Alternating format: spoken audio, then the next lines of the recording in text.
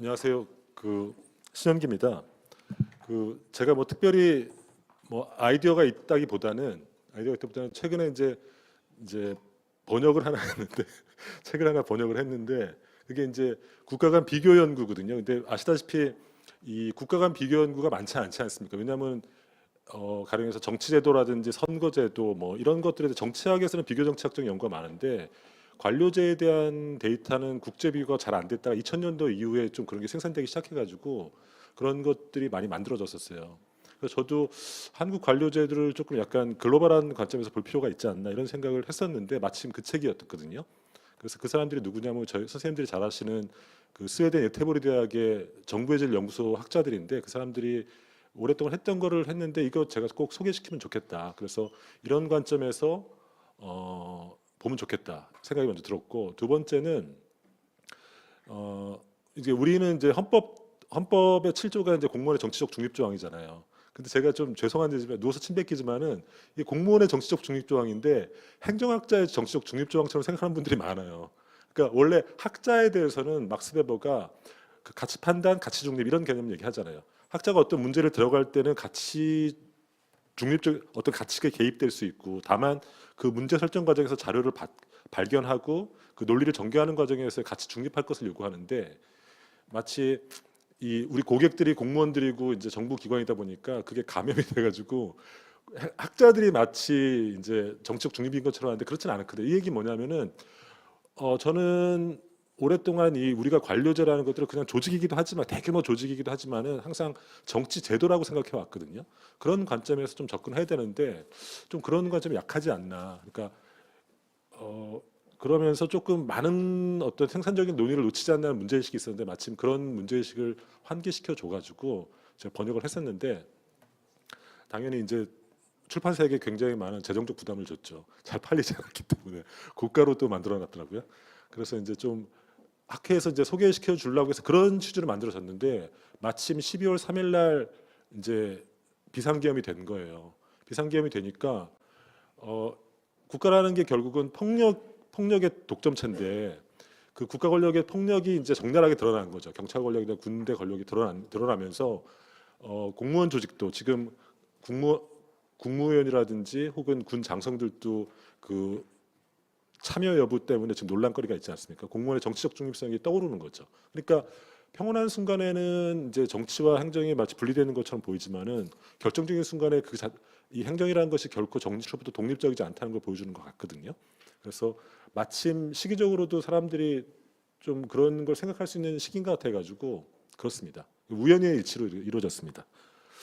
근데 놀라운 거는 이런 순서로 발표드리려고 합니다. 먼저 정치와 행정의 관계를 고민하는 거는 한국에는 최근에 이제 비상계엄이라는 대통령 주도의 비상계엄, 저는 사실상 친위 쿠데타라고 보는데 그런 것들이 있고 사실 미국도 사실은 저희랑 사실 비슷한 고민을 하고 있고 미국 저널들 보면 행정학 저널 보면은 기존에 보지 못했던 굉장히 이상한 논문들이 나오고 있습니다. 그게 어떤 건지 말씀드리는데 트럼프 등장이라는 독특한 배경이 있는 거죠.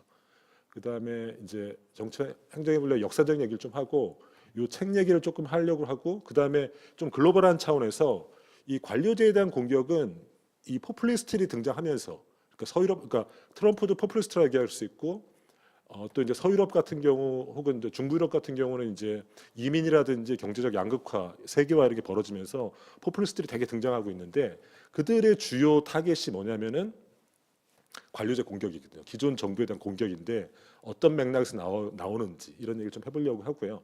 그 다음에 좋은 정부 이런 식의 얘기들이 우리에겐 어떤 문제를 생각하도록 하는지 이런 것도 제 개인적인 생각을 한번 말씀드려보려고 합니다. 제가 특별한 아이디어가 있는 건 아니고요. 그냥 이런 얘기를 조금 했으면 좋겠다는 생각을 항상 갖고 있었습니다. 그래서 조금 제가 평상시에 많은 논문을 뵀던 분들이 또 이 토론자로 와주셔가지고 저도 많이 듣고 하는 기회를 삼겠습니다. 트럼프 얘기부터 먼저 해보겠습니다.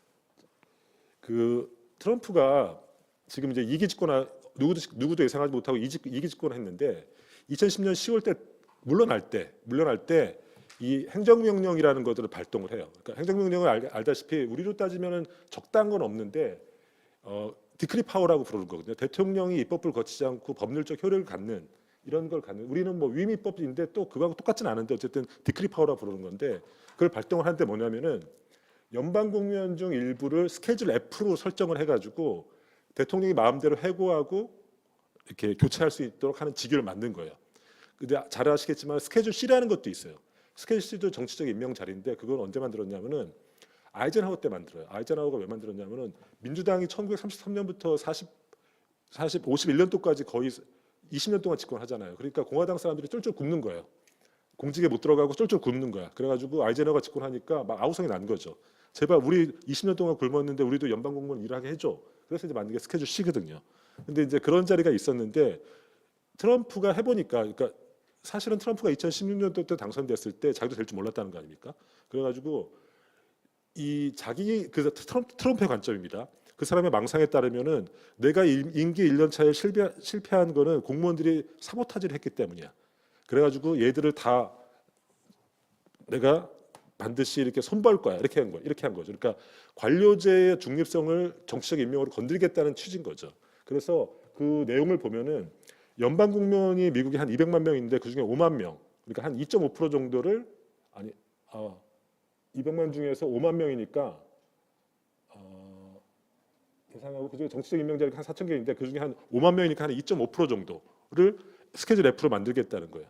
이건 이제 이 트럼프의 그런 일기 때 실패, 국정 실패 이런 것도 있는데 바이든이 집권하면서 바로 없앴어요. 바로 이 행정명령 없앴어요. 이거는 디크리 파워니까 바로 입법이 아니니까 바로 없앨 수 있거든요.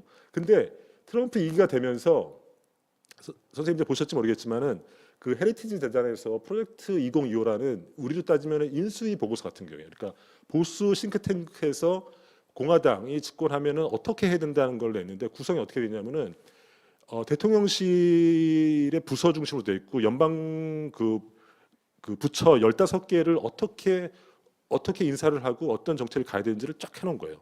근데 흥미로운 건 뭐냐면은 그 대통령실의 그 파트를 보면은 스케줄 F를 부활해 가지고 모두 다 충성파 로얄리스트 중심으로 모두 행정부를 다 갈아치워야 된다. 그래가지고 말 안 듣는 이 사람들을 완전히 길들여야 된다. 이런 주장을 해요. 근데 실제로 집권해 보니까 실제로 그렇게 하고 있죠. 지금 논란이 되고 있는 법무부 장관이라든지 국무장관, 그다음에 정치적 중립이 가장 중요하다고 하는 FBI 수장도 지금 이 딥스테이트, 그러니까 뭐 그림자 정부라고 할 수 있겠죠. 그림자 정부 신봉자거든요. 이게 뭐냐면은 이 특히나 이제 공화당 사람들은 전통적으로 이제 작은 정부를 추종하는데 또 한편으로는 이 연방 공무원을 움직이는 어떤 숨은 실세들이 있다고 믿는 거예요. 그러니까 그들이 이제 딥스테이트고 자기들은 그냥 선거에서 왔다 갔다 하는 사람들은 그림자일 뿐이라는 거죠. 진짜 실세들은 따로 있다고 믿는 사람들이거든요. 근데 트럼프도 그런 걸 믿고 있고 이번에 내각과 주요 보직에 온 사람들도 그런 사람이라는 거예요. 그러니까 결국은 연방 공무원들 관료제가 중심이 돼서 딥스테이트가 중심이 돼서 정치 권력이 왔던 개혁들을 모두 좌절시키니까 어떻게 합니까? 새로운 정치 권력들이 연방 권력을 강하게 정치화시킨다는 플랜이라는 거죠. 그 일환이 이제 일론 머스크를 이른바 다찌 수장으로 임명한다는 것도 같은 맥락이죠. 일론 머스크가 아직 뭐 구체적으로 얘기하지 않았는데 일단은 규제를 대거 철폐하고 낭비적 지출을 2조 달러 정도 삭감하고 연방 기구를 재구조해가지고 현재 한 400개 정도 있는 기구를 한 99개를 만들겠다. 뭐 이렇게 믿을 수 없는 결과를 내놓고 있거든요. 이런 게 다 맥락이라고 봅니다. 이거는 이제 우리식으로 얘기하면 이제 트럼프의 계획은 그러니까 연방 정부 관료제는 딥스테이트다.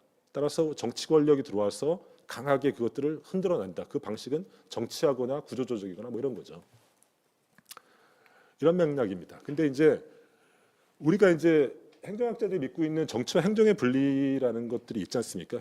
뭐 이론론 이론을 하는데 저는 뭐 그거 뭐 외우기 좋으라고 했는데 좀 역사적 맥락을 좀 짚어볼 필요 있다고 봅니다. 무슨 말인가 하면은 저는 이런 역사적 맥락이 있다 보는데 우리가 근대 국가가 만들어졌을 때 저는 근대 국가를 만든 두 가지 사건이 있다고 봅니다. 하나는 프랑스 대혁명. 프랑스 대혁명의 의미는 뭐냐면은 좋은 정부라는 것은 인민의 의지를 파퓰러 위를 반영하는 것이 좋은 정부다라는 어떤 민주주의 혹은 어떤 민주적 책임성 이런 것들이 좋은 정부의 개념에 들어왔다고 봅니다. 또 하나는 1820년대 이후의 산업혁명. 이때 산업혁명의 의미는 뭐냐면은 좋은 정부의 조건은 굉장히 효율적이고 문제 해결 능력이 있는 기술적인 어떤 과학적인 발전을 기반으로 해서 사회에서 생겨나는 어떤 다양한 문제를 정부가 주도돼서 효율적이고 능률적이고 그리고 과학적으로 해결할 수 있다. 그래서 근대 정부는 두 가지 하나는 인민의 의지라는 것과 그다음에 효율적인 문제 해결 능력이라는 두 가지가 근대 좋은 정부라는 굿 가버먼트 개념에 좀 들어왔다고 봅니다. 그 두 가지 사건에 근거해서. 근데 문제는 뭐냐면은 근대 정부를 구성을 할 때 아까 했듯이 인민의 의지라는 것들은 이른바 의회 중심으로 발전하는 거죠. 그리고 산업혁명으로 상징되는 어떤 좋은 정부는 문제 해결 정부다. 이거는 이제 관료제로 발전했다고 봅니다. 그래서 이 정치 부분과 관료제 부분이 이렇게 분리되는 현상이 벌어지는데 이것이 우리가 알고 있는 이른바 대의민주제 체제인 거죠. 대의민주제. 그러니까 인민이 대의제를 직접 뭐랄까 이렇게 견제하지 않고 대표자를 보내서 그 대표자로 하여금 이제 견제하도록 하는 이런 형식의 어떤 우리 지금의 이제 레프레젠테이티브 데모크라시가 만들어지는 거죠. 그리고 이 대의민주주의에 그러니까 의회 발전과 관료제 발전이 동시에 이루어지면서 근대국가 이후로 발전이 이루어지면서 저는 두 가지 직업이 생겨났다고 하는데 이거는 제 얘기가 아니라 막스 베버 얘기입니다. 직업으로서 정치라는 책을 보면은 근대에 생긴 두 가지 직업에서 얘기하는데 하나는 선거권 확장, 의회 발전, 그러니까 인민의 의지라는 그것 통해서 선거권이 확대되죠. 끊임없이 선거권이 확대되고 대중민주가 확대되면서 정치를 전문으로 하는 사람들, 이른바 직업 정치인들이 생기는 거죠. 그리고 두 번째는 아까 했듯이 근대국가 산업혁명으로부터 연원되는 그 좋은 정부는 문제를 해결하는 거다. 그래서 전문 관료들이 생겨나는데 직업적으로 관료가 되는 사람들, 직업적으로 국가 사무와 행정을 보는 사람들, 이른바 직업 공무원이 생겨나는 거죠. 사실은 직업 정치인과 직업 공무원은 그러니까 이게 무슨 말인가 하면 정치와 국가 행정, 국가 사무를 직업적으로 한다는 것, 그러니까 그걸로써 밥 먹고 산다는 것, 그것이 직업으로 등장했던 건 근대적 사건인 거죠. 그죠? 그러면서 이런 분리가 생겨났다고 이런 어떤 역사적 맥락 속에서 이제 제도적 분리가 생겨나는 거죠. 그래서 막스 베버의 얘기에 따르면은 근대 관료제는 세 가지 차원이 있다고 보는 거죠. 하나는 절대 프로세스 차원, 하나는 구조 차원, 하나는 인사 시스템 차원. 이게 있는데 나중에 뒤에서 얘기하겠지만은 이 각각을 좀 분리해서 볼 필요가 있다 이런 거죠. 이런 맥락을 잠깐만 말씀드리면은 우리가 이제 근대 관료제에서 능력주의 관료제가 도입된 거를 보면은 사실은 아까 말씀드렸듯이 이게 이제 정당 정치의 맥락에서 사실은 근대 관료제의 탄생을 이해하지 않으면은 왜 근대 관료제의 어떤 능력주의가 도입됐는지 이해할 수 없다고 보거든요. 근데 제가 보면은 행정학 교과서에는 이런 정당 정치의 맥락에 대한 설명이 거의 없더라고요, 사실은. 그러니까 미국의 어떤 그런 반부패 투쟁 속에서 얘기하는데 사실 그게 정당 정치라는 맥락이 있는 거거든요. 그러니까 아까 했듯이 근대 국가가 대의제 민주주의 체제로 정치 체제가 만들어지면서 정치인과 관료가 분리되고 정치를 담당하는 의회, 정당 정치로 발전하죠. 그다음에 국가 사무를 하는 전문 집단이 생기면서 계속 이 정당 정치 맥락에서 이제 정치임명, 즉 관료제에 대한 침투 현상이 벌어지는 거죠. 이러면서 이런 거기에 따른 부패를 근절하는 과정에서 능력에 따라서 관료제를 선출하고 임명하는 이런 것들이 만들어졌다는 거죠. 그래서 이 셰프터라는 사람을 보면은 이 프로이센과 영국을 비교하면서 이 근대 관료제를 만들기 위해서 어떤 정치 연합들이 만들어지는 과정을 분석하는데 어쨌든 프로이센 같은 경우는 절대주의 연합 이런 사람들이 주도가 돼서 근대적 관료제 즉 능력을 따라서 관료제를 뽑는 이런 현상이 생기고 영국 같은 경우는 이제 진보 연합 이런 사람들이 되는데 중심이 돼서 이제 그 능력주의 임용제를 도입했다는 건데 프로이센 얘기를 먼저 들면은 유럽 최초로 이제 능력주의 임용제 즉 더 이상 신분이라든지 혹은 정실이라든지 혹은 정치적 입김과 관련 없이 그 사람이 시험을 통해서 이제 능력과 자격을 통해서 되는 거죠. 그리고 가장 중요한 사건을 뭘로 보냐면은 1759년에 독일 제국 대법원 판결을 보면은 공무원을 해임할 때 행정부가 결정할 수 없고 사법부 판결을 받도록 합니다. 이게 왜 이때 제국 대법원은 뭐냐면은 우리가 알고 있는 이제 신성로마 제국 그때 이제 제국 대법원인데 이건 굉장히 중요한 의미가 있죠. 공무원의 해임이 자유롭지 않아지는 거죠. 사법부의 판결 대상이 되는 거죠. 그다음에 영국 우리가 잘 알다시피 이 노스코트 트레벨리안 보고서라는 게 있지 않습니까? 이때 이제 제안을 하죠. 공개 경쟁 시험이고 실적에 따라 승진시키고 지적 업무와 기계적 업무를 분리하고 중앙 집권적 급여 체제 만들자 이런 제안을 하는데 그 자유당 총리였던 글래드스톤 때 이 보고서를 반영해서 실제로 공개 경쟁 시험을 통해서 즉 능력주의 관료제를 만들기 시작하죠. 그다음 미국은 우리가 잘 알다시피 이제 그 펜들턴 이 공무원법 이런 게 만들어지면서 되는 거죠. 근데 이 큰 맥락에서 보면은 아까도 말씀드렸듯이 정당 정치와 이 관료제 이 간의 어떻게 관계를 맺을까 이런 맥락이었다는 거죠. 그래서 이 전 세계 관료제 유형을 쭉 보면은 몇 가지 대표적인 논의가 있는데 선생님들이 잘 아실 거라 보는데 실버만의 케이지 오브 리전이라는 책 보면은 전 세계 관료제를 두 가지로 분리하지 않습니까? 이 책의 중요한 의미는 이거라 봅니다.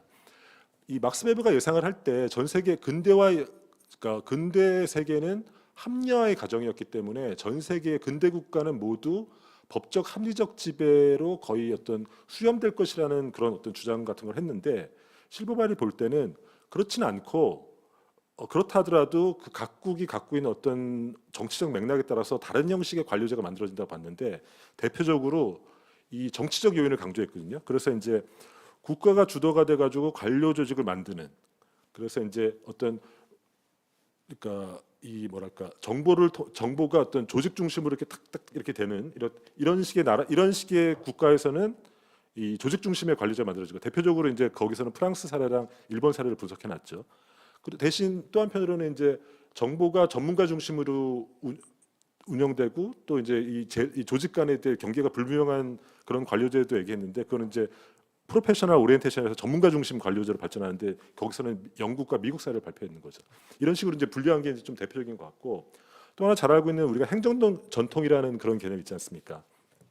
페인터 피터스 보면은 관료제라는 것들이 제도기 때문에 우리가 조직이 아니라 정치 제도기 때문에 그거는 오랜 역사적 과정의 산물인데 한 7가지 요소를 보죠. 국가와 사회관계가 어떤지, 법률을 강조하는지, 관리주의를 강조하는지, 그다음에 행정과 정치의 관계가 어땠는지, 서비스 지향성, 공무원의 경력 패턴, 사회적 행자의 역할, 그다음에 책임성과 일관성 이런 걸로 갖고 총 9가지 행정 전통을 구분을 하죠. 이거는 뭐냐면은 각 관료제라는 것들이 근대 국가의 법적 합리적 지배의 산물이긴 하지만은 또 한편으로는 그 나라의 역사적 전통과 그 제도적 맥락 속에서 각각 특이성을 가지고 있다는 보여주는 거죠.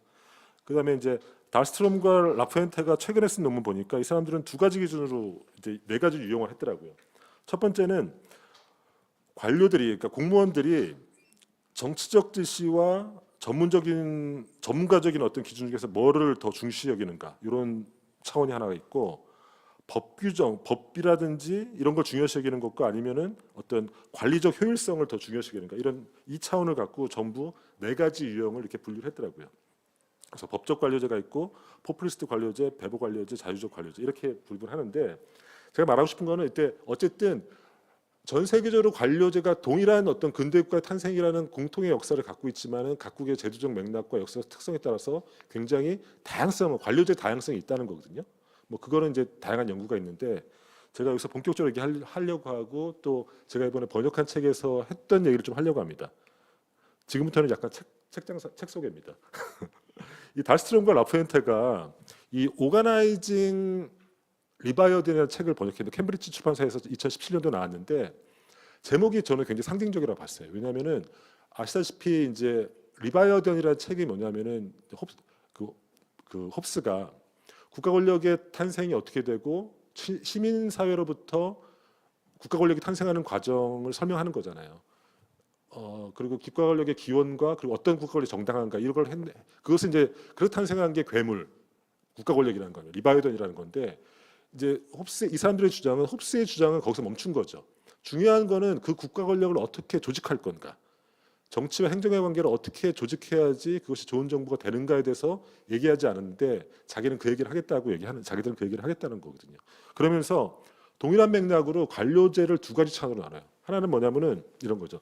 아까도 막스 베버가 얘기하는 근대 관료가 여러 가지 차원을 갖고 있는데 이 사람들은 이 선발하는 차원, 즉 관료제를 어떻게 선발하느냐, 관료들을 어떻게 선발하느냐, 그러니까 경력이 통합됐냐, 경력이 분리됐냐는 차원이 하나가 있고, 그 다음에 우리가 알고 있는 뭐 개방형 관료제와 폐쇄형 관료제냐, 그러니까 얼마나 그 관료제의 폐쇄성이 어느 정도냐에 따라서 이 2가지 차원을 갖고 총 4가지 관료제로 구분을 해요. 한국의 예를 들면 한국은 이 사람들의 분류에 따르면은 자유로운 관료제에 속합니다. 즉 한국은 그러니까 능력주의 관료제가 강하면서 굉장히 폐쇄적인 관료제 형식인 거죠. 그다음에 또 대표적으로 보면은 뭐 우리가 알고 있는 그 미국의 그 펜들턴법이 도입되기 전에 미국의 관료제는 경력 통합, 그러니까 정실 임명이 많으니까 능력중 임명이 약한 거죠. 그리고 그 관료제가 이제 딱 이게 폐쇄적이지 않은, 그래서 이제 후견형 관료제 이런 식으로 네 가지를 유형을 하거든요.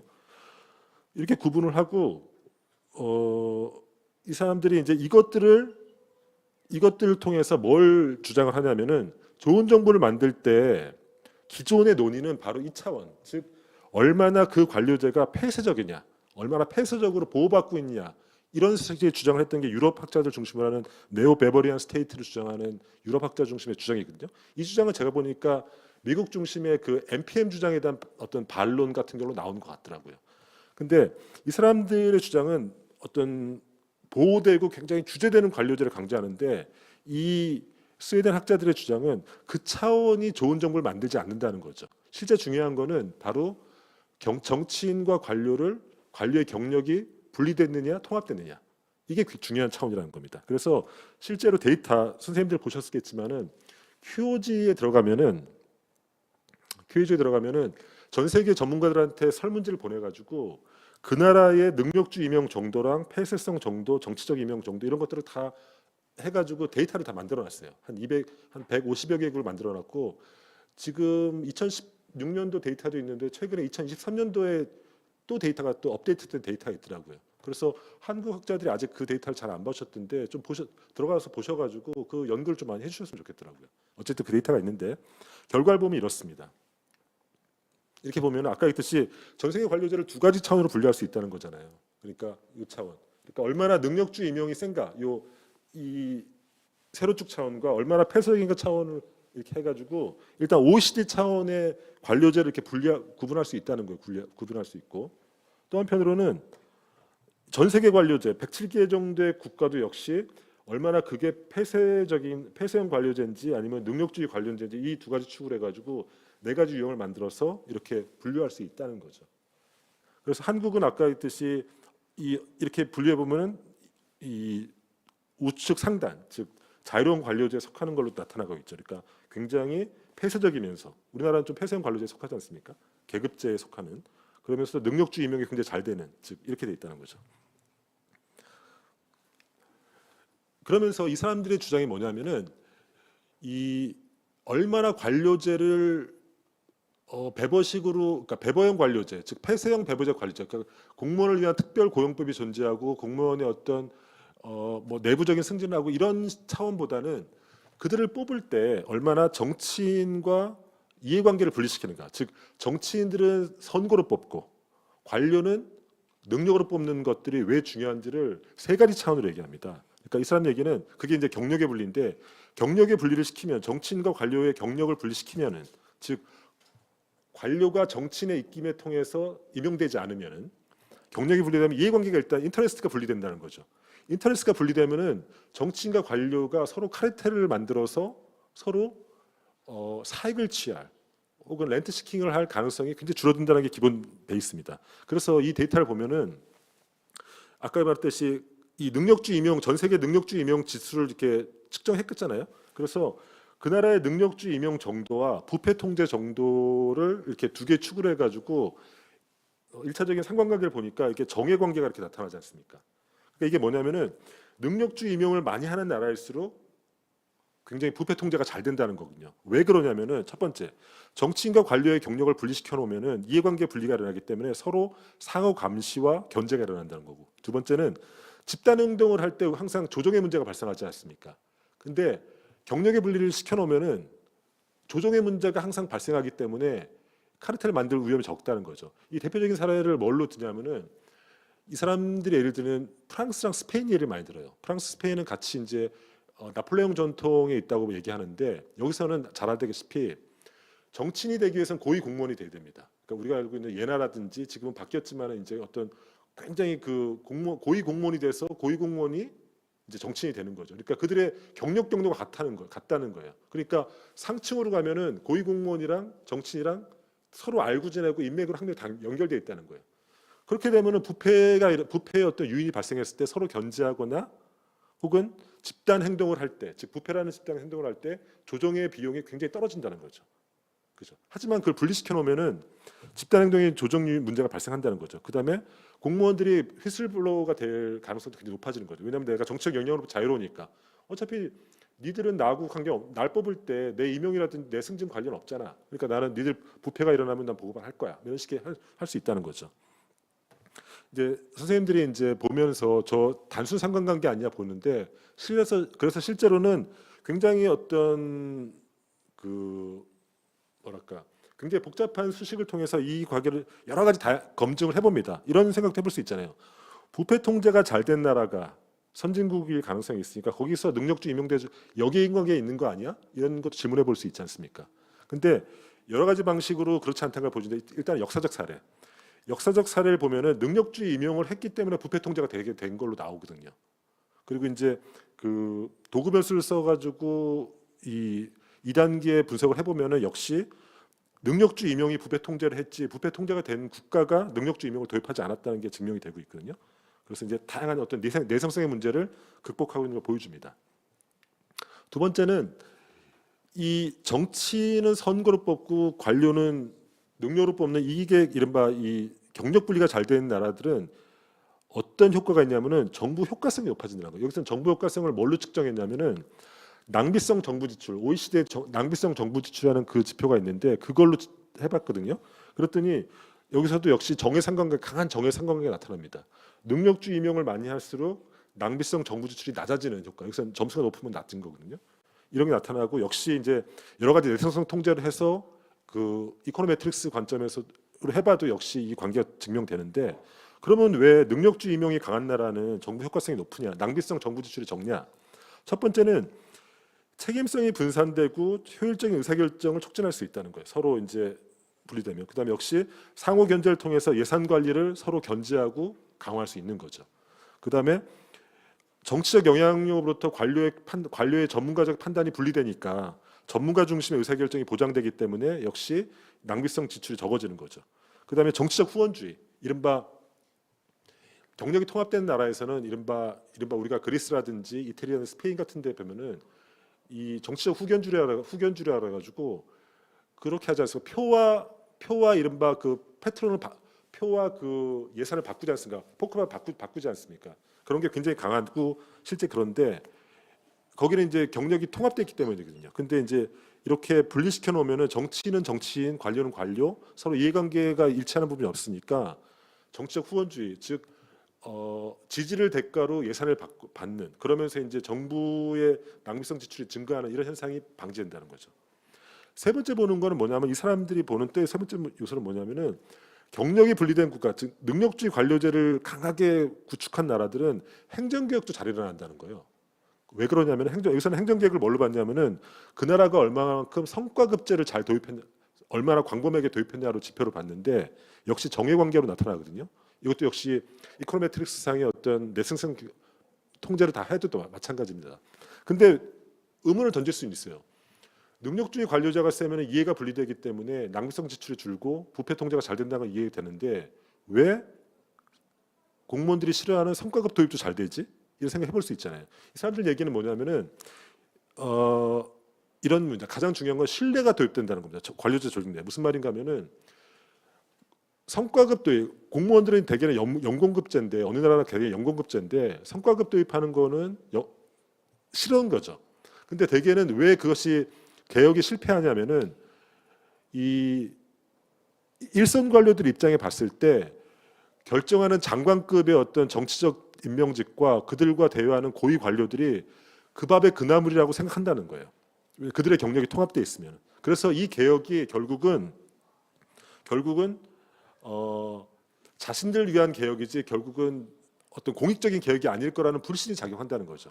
근데 경력을 분리시켜 놓으면, 즉 장관과 고위직, 우리식으로 얘기해 볼게요. 그러니까 정책으로 임명된 장관과 그 다음에 아래부터 내려간 자기 선배 1급이라든지 혹은 차관보들이 서로 다른 경력을 갖고 있고 서로 카르텔을 형성하지 않을 거라는 게 생기면은 하급 관료들 입장에서는 그들이 주장하는 그 개혁에 대해서, 가령 예를 들어서 여기는 공공 부분 성과급제죠. 이런 부분에서 신뢰가 생긴다는 거죠. 저 사람들이 결국은 우리 선배니까 저 사람들은 정치인 편이 아니고 관료들 편이니까 지금 추진하는 개혁은 결국은 우리를 위해서 후배들을 위해서 하는 걸 거야. 이런 신뢰가 형성된다는 거죠. 그런 맥락 속에서 이 능력주의가 강한 나라에서는 어떤 공무원들에게 불리한 어떤 개혁도 잘 일어난다는 거죠. 이건 실증적으로 또 분석하고 있습니다. 그래서 이제 관료의 독립성, 성과 중심의 인센티브 구조가 만들어지고, 그러니까 그다음에 혁신적 개혁에 대한 신뢰, 이게 가장 중요한 요소로 보는 거죠. 그리고 뭐 이런 요소들, 이런 요소이기 때문에 이 사람들 결론들은 뭐냐면은 그 능력주의 관료제, 즉 정치인은 선거로 뽑고 관료는 능력으로 뽑는 이 시스템이 확고한 나라들에서 우리가 원하는 좋은 정부의 어떤 지표라고 할 수 있는 반부패 투쟁, 그다음에 낭비성 지출의 감소, 정부 효과성이죠. 그다음에 정부 혁신, 이런 것들이 훨씬 다 효과적으로 일어난다는 거죠. 그러니까 중요한 건 뭐냐면은 좋은 정부의 첫 번째 조건은 뭐냐면 정치인과 관료의 이해관계를 분리시키는, 경력을 분리시키는 이 제도 개혁이 일어나야 한다는 거죠. 그래서 우리가 얘기하고 있는 좋은 정부, 역사적으로 좋은 정부라고 하는 나라들 보면은 그런 분리가 일어난 나라들이라는 거죠. 근데 문제는 뭐냐면요, 지금 현재가 문제라는 겁니다. 지금 이제 현재 얘기입니다. 아까 얘기했듯이 근대국가 성립할 때 이른바 프랑스 혁명과 산업혁명 속에서 인민의 의지와 효율적인 문제 해결하는 것들이 결합되면서 좋은 정부는 그 두 가지 요소를 충족시켜야 되죠. 그리고 그것을 제도화시킨 게 대의민주주의고, 대의민주주의에서는 정치 영역과, 그것은 이제 의회 정치 영역이죠. 그다음에 문제 해결이라는 어떤 관리적 영역이 분리됐다고 말씀드리지 않았습니까? 근데 지금 전 세계, 한국뿐만 아니라 전 세계가 대의민주주의 체제의 위기를 맞고 있는 거죠. 대의민주주의에는 두 가지 위기의 가능성이 있다고 봅니다. 왜냐하면 대의민주주의가 아까 얘기했듯이 두 가지 요소로 구성되어 있기 때문에, 첫 번째는 지금의 대의민주주의가 인민의 의지를 반영하지 못한다는 거예요. 무슨 말인가 하면은 지금의 정부가 인민의 의지를 반영하지, 우리 목소리를 대변해 주지 못해. 지금 남미에서 일어나고 있는 각종 위기들을 뭐라고 부르냐면은 크라이시스 오브 레프레젠테이션이라고 부르거든요. 우리식으로 하면은 대의의 위기라는 겁니다. 남미 지금 굉장히 혼란스럽지 않습니까? 뭐 쿠데타도 많이 일어나고 이제 탄핵도 많이 일어나고 그러는데, 그 2016년도부터 최근에 2020년도까지 1년에 일어났던 그것들을 전체적으로 남미 학자들이 대의 위기라고 부르거든요. 그러니까 기존의 정치제도라든지 이런 것들이 국민의 의사를 반영하지 못한다는 건데, 이거는 대의민주주의 한 요소였던 인민의 의지라는 것들을 지금 우리가 반영하지 못해. 그때 등장하는 게 뭐냐면 포퓰리스트인 거죠. 지금의 정부는 딥스테이트야. 딥스테이트고 그 관료 집단들이 자기들만 잘 살고 있는 거야. 정치인과 관료들이 지들끼리 통치 계급을 이루고 있고 우리의 목소리를 대변해. 그때 포퓰리스트가 등장하는 거죠. 저들을 쓸어버려요. 그때 포퓰리스트의 가장 중요한 수사기 뭐냐면은 악한 저들과 선한 우리잖아요. 이러면서 대중들과 이 포퓰리스트가 결합하면서 이른바 포퓰리스트의 위기가 나오는 거죠. 이것의 역사적 뿌리는 사실 저는 그리스 민주정이라고 봅니다. 어쨌든 이런 요소들. 또 하나는 근대 국가, 최근의 국가들이 공통적으로 발생하는 어떤 어려운 문제들, 이민의 문제라든지 양극화의 문제라든지 세과의 문제라든지 이런 문제를 해결하지 못하는 거죠. 그러니까 지금의 정부의 위기는 또 한편으로는 인민의 의지를 반영하지 못하는 위기도 있지만, 또 한편으로는 무능력하다는 문제가 있는 거죠. 그러면서 어떤 요구들이 일어나냐면은 정치 말고 그냥 관료들이 정치하면 좋겠어. 실제로 유럽에서 보면은 계속 연정이 무너지면서 테크노크라트 정부들이 많이 쓴 적이 있거든요. 한국에도 그런 영향이 있죠. 지금 한국의 대표적인 반정치주의 같은 거 있지 않습니까? 정치인들은 다 썩어 빠졌어. 정치인들은 다 무식하고 아무것도 못해. 차라리 관료가 하면 좋을 것 같아. 이런 식의 의식들 있지 않습니까? 이런 것들도 제가 볼 때는 이런 식, 그러니까 이거는 대의민주주의, 지금의 대의민주주의가 문제 해결 능력을 상실하면서 무능한 정부가 되면서 차라리 유능함에 대한 갈망이 어떤 테크노크라트 정부에 대한 갈망으로 나타난 거죠. 이것의 역사적 뿌리는 저는 플라톤의 철인정 주치라고 봅니다. 유능한 철인이 통치한다면 우리는 훨씬 행복해질지 모른다는 어떤 그런 거죠. 그냥 유구한 역사를 갖고 있는 거죠. 근데 제가 볼 때는 이건 어떤 것도 옳지 못하다고 봅니다. 포퓰리스트 정부 당연히 옳지 못하죠. 그다음에 테크노크라트, 즉 전문 관료들이 통치하는 국가도 옳지 못합니다. 그것은 왜냐하면 이렇게 이해한다고 봅니다. 지금의 대의제 민주주의는 인민의 의지와 문제 해결이라는 그것들이 서로 균형을 이루면서 만들어진 거기 때문에 이것이 균형을 잡아야 되는 거지, 한쪽을 완전히 없애고 아예 인민의주로 굴러가는 어떤 민중주의적인 정부로 가든지 아예 그런 어떤 민주적 절차를 삭제하고 문제 해결을 하는데 효율성만 강조하는 테크노크라트 정부 가는 어떤 것은 옳지 못하다 보거든요. 근데 실제로 포퓰리스트들이 진짜 문제는 지금 포퓰리스트 정부가 더 문제인 거죠. 즉 지금의 대의민주주의는 인민의 의지를 반영하지 못하고 따라서 지금의 통치 계급들, 정치인과 관료 계급들 다 몰아내야 돼.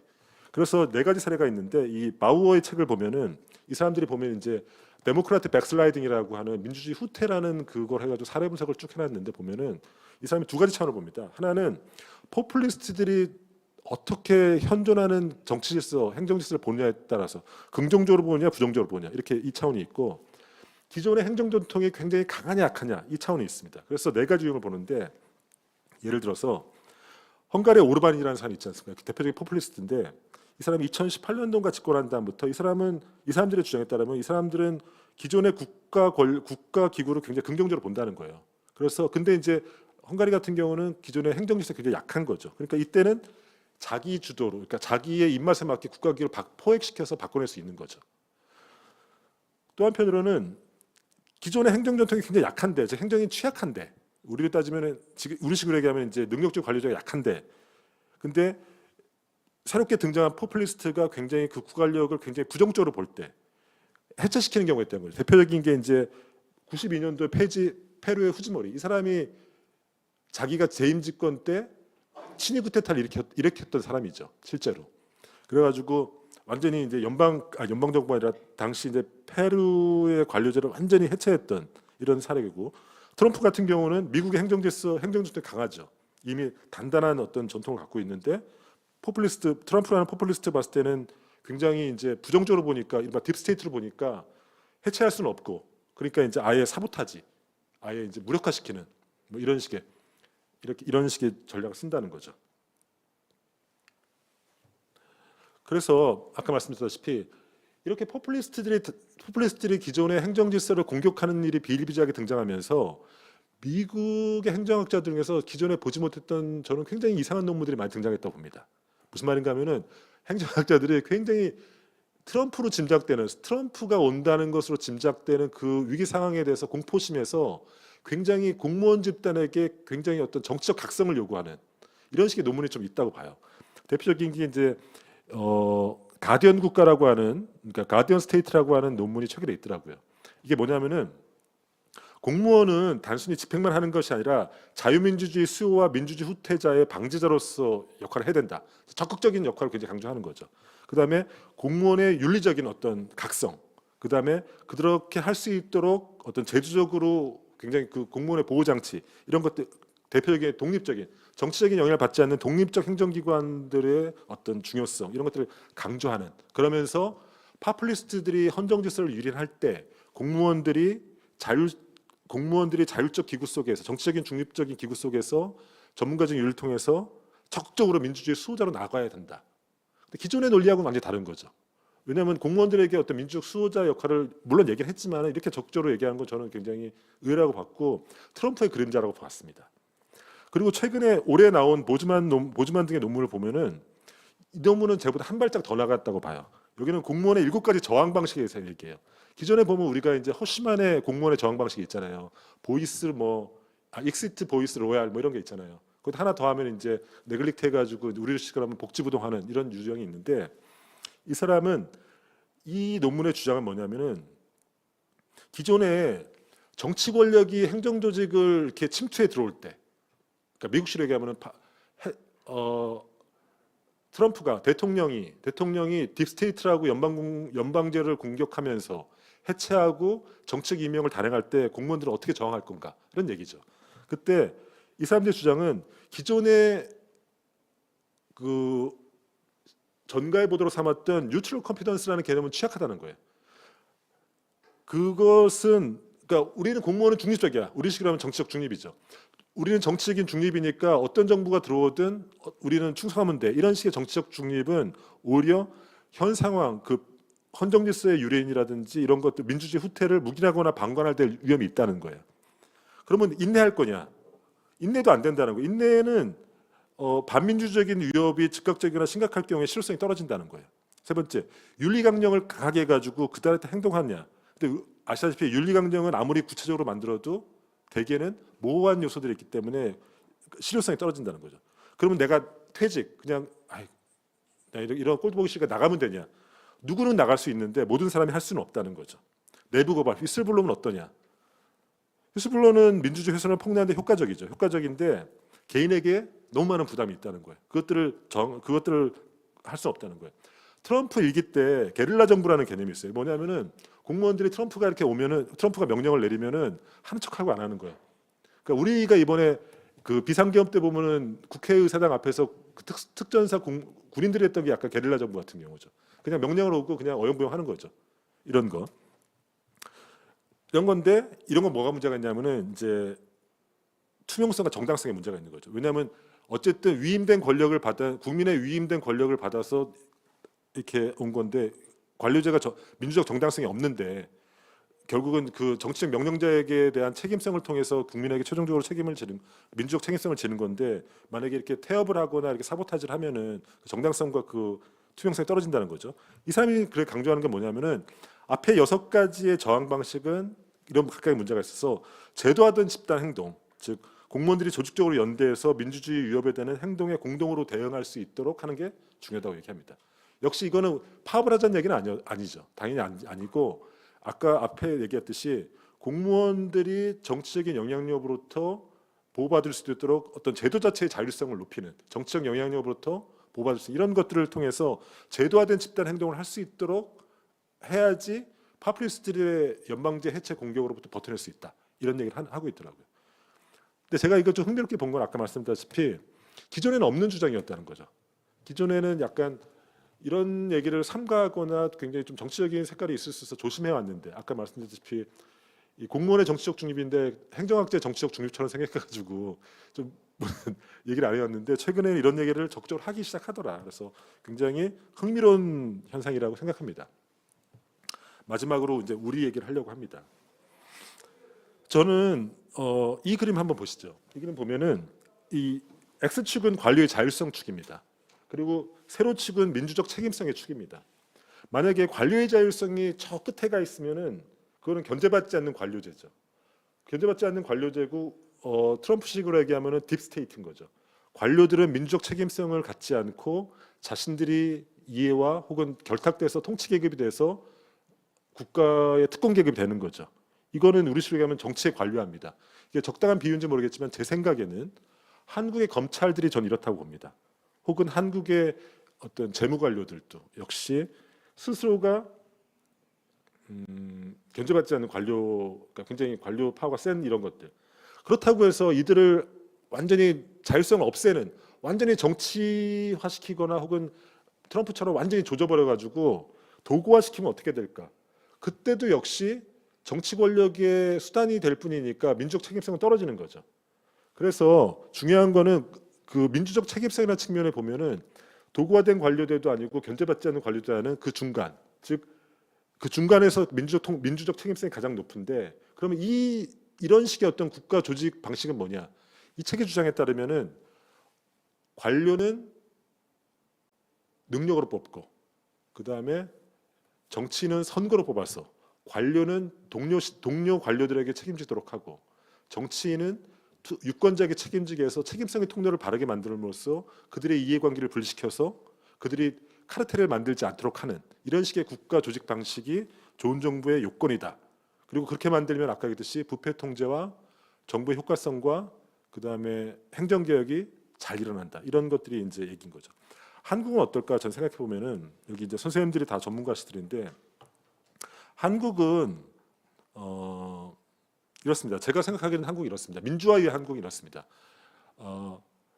민주화의 한국은 우리나라 민주화는 1987년도 대통령 직선제라는 단일한 구호로 이루어졌죠. 그때 대통령이라는 게 어떤 의미가 있냐면 제가 볼 때는 민중 권력의 화신이라는 측면이 있다고 봐요. 그리고 그들은 사회개혁의 대통령은 사회개혁의 조타수고 이건 뭐냐면은 한국의 민주화는 대통령 직선제 대통령으로 시작됐기 때문에 민주적 정당성 그러니까 민주적 책임성이라는 측면에서는 수직적 책임성의 측면에서는 굉장히 강한 거죠. 근데 이들은 한편으로는 포퓰리스트가 될 가능성이 굉장히 높다고 보거든요. 근데 사실은 민주주의라는 거는 그런 차원뿐만 아니라 공화주의적인 차원이라든가 자유주의적인 차원이 필요하다고 보거든요. 근데 한국의 민주화 과정에서 우리가 직선제 대통령을 직접 뽑는다는 것들, 어떤 민중의 시민혁명을 통해서 그 민주화가 이루어졌기 때문에 정치 권력 아니 국가 권력 사이의 어떤 견제와 균형이라는 어떤 시스템이 좀 약했다고 봅니다. 그게 한국의 대통령을 굉장히 뭐랄까, 전 제왕적 대통령이라고 생각하지는 않는데 굉장히 오도넬식으로 얘기하면 수평적 책임성이 약한 대통령을 만들었다고 봐요. 한국 대통령 보십시오. 임기 초에는 굉장히 권한이 강합니다. 근데 임기 말에 가면은 거의 레임덕 대통령이 되거든요. 제가 사실 제 개인적인 궁금증입니다. 왜 이렇게 됐을까? 그러니까 저는 이제 두 얼굴의 대통령이라고 저는 개인적으로 생각하는데 어쨌든 그거는 우리가 민주화가 되는 초기 과정과 좀 관련이 있다고 봐요. 그러니까 인민의 권력을 직접적으로 위임받은 거죠. 위임받았고 그 과정에서 대통령을 견제할 다른 기관들, 의회라든지 사법부 간의 어떤 수평적 책임성 이런 개념이 좀 약하게 제도가 설계된 게 아닐까? 그런 식의 어떤 민주화의 어떤 태생적인 문제가 있지 않을까 생각하는데 문제는 뭐냐면은 대통령이 개혁의 조타수라는 그런 어떤 인민 권력의 수호자라는 이런 식으로 민주화가 됐기 때문에 기존의 권위주의 정부 시절에 관료제에 대해서 강한 개혁의 요구를 받았다고 저는 개인적으로 생각합니다. 그리고 그 관료제를 통제하고 또 대통령의 5년 단임이다 보니까 재임 중에 강하게 정책 성과를 내야 되니까 관료제를 강하게 통제할 유인이 커진 거죠. 그러면서 이루어진 게 뭐냐면 저는 그러니까 정치화라고 봅니다.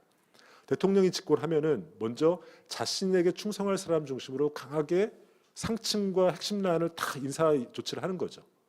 그러면 어떤 일이 벌어지냐면은 정책 자체가 정치화되는 거죠. 즉 지난 정부에는 반대했다가 이번 정부에 되면은 완전히 다 돌아서는 4대강도 그랬고 그다음에 원전도 그랬고 뭐 많죠 그런 정책이. 그다음에 공무원 자체도 행태 자체도 이렇게 정치화되는 거죠. 완전히 기회주의로 바뀌는 이런 문제 같은 게 있다고 봅니다. 이거는 이제 아까 그들 이제 라포엔테이 책에 보면 한국은 능력주의 임용제가 강하게 확립돼 가지고 자율성이 높은 관료제라고 했지만 사실 우리 내부 문제를 민주화 이후에 한국 관료제를 현미경으로 들여다보면은 한국 관료제도 사실은 능력주의 임용이 강함에도 불구하고 굉장히 정치발을 많이 타는 거거든요. 그러니까 여기에 대해서 저는 많은 사람들의 입장이 많이 갈린다고 봅니다. 그러니까 한국 관료제가 여전히 저쪽 그 견제받지 않는 권력이라 믿는 사람들은 더 많은 정치화를 요구하는 좀 경향이 있는 것 같고 되게 좀 정치학자들이 좀 그런 것 같더라고요. 그다음에 그렇지 않고 한국 관료제가 민주화 이후로 너무 지나치게 정치화됐고 도구화됐다고 믿는 사람들은 더 좀 자율성을 요구하는 쪽으로 개혁 방향을 얘기하는 것 같아서 약간 합의점이 만들어지지 않은 것 같아요. 제 느낌에는. 그래서 바람직한 정책정 관계를 위한 어떤 제도적이고 필요 조건이 전 뭐라고 생각하냐면은 결국은 두 가지입니다. 하나는 수평적 책임성.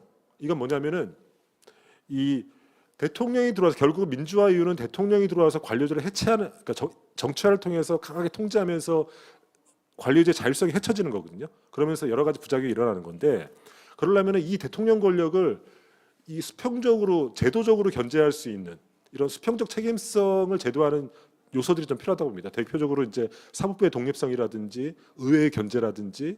근데 이제 오도넬 같은 경우는 그 수평적 책임성을 두 가지로 봅니다. 하나는 균형 책임성. 그건 아까 얘기했듯이 의회라든지 사법부에 의한 행정부 견제, 대통령 견제죠.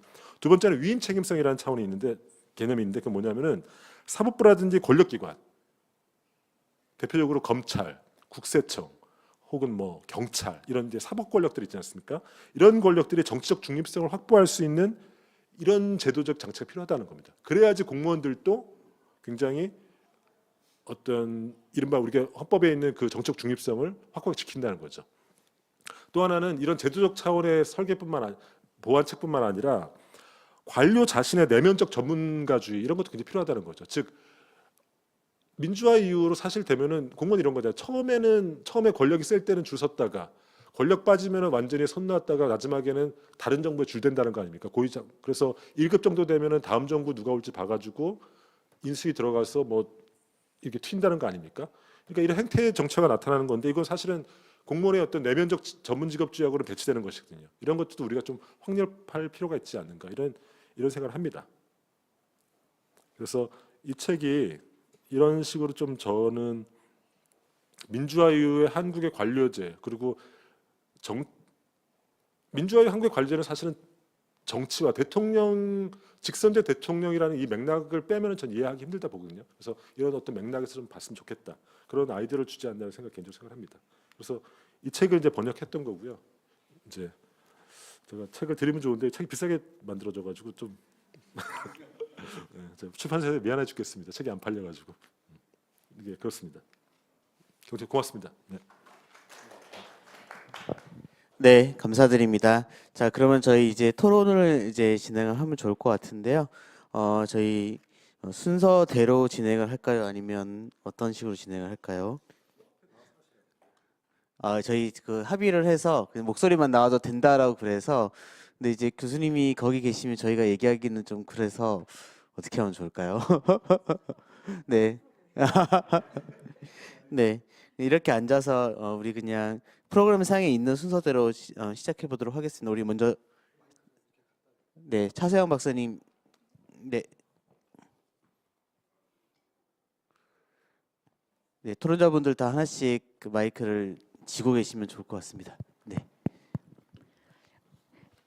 네, 그럼 시작하겠습니다. 안녕하십니까? 한국행정연구원의 차세영입니다. 먼저 이 주제로 신영기 교수님께서 너무 흥미로운 재미있는 발표를 준비해 주셔가지고 정말 재미있게 잘 먼저 자료를 읽고 공부를 많이 하였습니다. 이렇게 좋은 책을 또 소개해 주셔가지고 네, 꼭 구매를 해서 볼 수 있도록 하겠습니다. 굉장히 좋은 기회를 주셔서 감사드리고요. 제가 제가 학위 논문을 준비하면서 사실은 이 능력주의에 대한 굉장한 큰 관심을 사실 가지고 있었어서 이 내용을 굉장히 흥미롭게 봤습니다.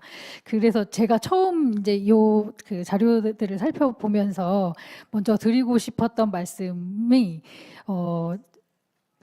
이 인사 시스템상의 이런 능력주의 자체가 근대 관료제의 특징은 아닐 수도 있다. 이거 관료제 자체가 능력주의랑 굉장히 결합하기가 쉽고 이게 꼭 근대성과 결합되지 않아도 사실 가능한 것일 수 있다. 이런 말씀을 제가 계속 연구를 한 이후로 계속 이제 좀 주장을 하고 있습니다. 제가 조선의 관료제가 주제였어가지고 능력주의 원칙이 얼마나 잘 적용되고 실제로 실현된 관료제였는가를 좀 보여드리는 그런 연구였었거든요. 그래서 조선의 관료제의 경우에도 능력주의 원칙을 적용하고 실제로 실현하고 구현했던 관료제라는 점을 좀 말씀드리고 싶었습니다. 다만 이때는 이제 정치행정의 분리가 이어지지 않았던 상태이고 그래서 그럼 이런 상태에서의 능력주의는 어떻게 구현이 되었을까를 조금 소개를 해드린다면 이제 물론 그 당시는 성리학이라고 하는 이제 단일한 굉장히 통일성 있는 정치적인 철학 이런 이론으로 중무장하고 이 중무장한 그 능력을 능력주의의 방식으로 측정하는 그런 체계화된 방법만 있으면 됐던 것 같습니다. 그래서 사실은 그건 또 성리학과는 무관합니다. 이렇게 측정을 해서 체계화된 방식을 만들어낸 이 방식과 전통은 사실은 법가에서 온 거였기 때문에 그게 결합이 된 상태에서 과거제라는 형태로 구현이 되었다는 점에서 이제 근대화 여부와도 어쨌든 무관하게 이런 능력주의 인사 자체는 가능할 수 있다는 점을 먼저 말씀드리고요. 이게 이제 가능하고 우리한테 왜 의미가 있었는지를 생각해 보면 사실 이제 조선뿐만이 아니라 중국도 사실은 이런 케이스에 해당할 텐데 이제 이렇게 근대 관료제를 저희가 볼 때는 어떤 정당 정치의 그런 정실 임명을 막기 위해서 이제 이런 능력주의가 이제 도입됐다고 우리가 이야기를 하지만 사실은 이제 왕의 측근이나 혹은 어떤 이런 혈연에 의해서 부여받은 귀족이라는 어떤 그런 부여받은 신분을 가지고 정치와 지배 체제가 구성이 되는 그런 사회에 비해서 이제 능력주의를 통해서 이제 과거제 같은 그런 어떤 정형화된 시스템을 통해서 이제 전국적인 단위로 인재를 끌어모으고 사실상 국가가 인재를 독점하는 시스템이 되고 그로 인해서 혈연을 통해서만 이렇게 굉장히 제한적으로 구성되고 있던 지배층의 범위를 굉장히 넓히는 현상이 이제 발생을 하는 거거든요. 그러니까 이게 굉장히 특정 혈연에 제한적이었던 지배층의 범위를 능력주의적인 방식으로 이제 진입한 이들로 이제 확대를 시키는 그런 방식의 메리토크라시가 이제 출현이 있었던 것이기 때문에 어떤 그런 아리스토크라시의 방식 혹은 플루토크라시의 방식, 이제 어떤 혈연 귀족적인 정치나 금권 정치나 이런 방식이 아니더라도 메리토크라시가 근대 이전에서도 사실 가능했다는 것이고, 이게 이제 조선이나 중국이 이 케이스에 해당한다는 말씀을 드리면서 요 고민을 같이 더불어서 왜 하게 됐었냐면, 그 2010년대 초반쯤에 다니엘 벨이라고 하는 이제 그 학자가 차이나 모델이라는 책을 했을 때, 이때 현능주의라고 이제 번역을 하면서 소개를 했었는데요. 이때는 사실은 이제 중국의 이런 지금 정치 지도자들은 왜 유능한 사람들이 계속해서 이렇게 올라오는가에 대한 데 이제 관심을 가지고 그 책을 저술했던 것으로 알고 있는데, 이때는 이제 차이나 모델이 되게 긍정적으로 해석이 됐었죠. 근데 이제 최근에 또 그 MIT에 계시는 황야성이라는 교수님이 중국 필패라는 되게 그 도전적인 제목으로 국내에 번역이 됐는데, 중국 필패라는 제목의 책이 번역이 됐는데요. 이 내용도 과거제의 전통을 가지고 있는 이 중국이 굉장히 이 시스템을 잘 활용을 해서 굉장히 급속하게 잘 성장을 했고, 그게 오랜 전통을 가지고 중국을 성장시키는데 아주 이제 기여를 많이 한 반면에, 이제 최근으로 와서는 이제 그 한계가 좀 보이고 있다는 얘기를 굉장히 도전적으로 그 작성하신 내용입니다. 그래서 여기에서 얘기하고 있는 거는, 그 차이나 모델에서는 현능주의라고 표현한 그 능력주의가 얼마나 우수했는지, 그리고 이게 현대에 미치면서까지 얼마나 우수한 영향력을 미치고 있는지 설명했다면, 중국 필패에서는 이 과거제를 가지고 있는 이 모델을 이스트 모델이라고 표현을 하는데요. 이스트가 이제 이그잼, 과거제를 말하는 거고, 그다음에 오토크라시, 이게 이런 능력주의를 통해서 들어온 관료제를 이용한 사실상의 독재가 가능할 수도 있는 요 체제를 설명하는 거고요. 그리고 이게 스타빌리티를 이제 유지시킨다. 그리고 이제 최근에는 이게 테크놀로지와도 이제 결합한다. 이런 측면에서 이스트 모델이라고 설명을 하더라고요.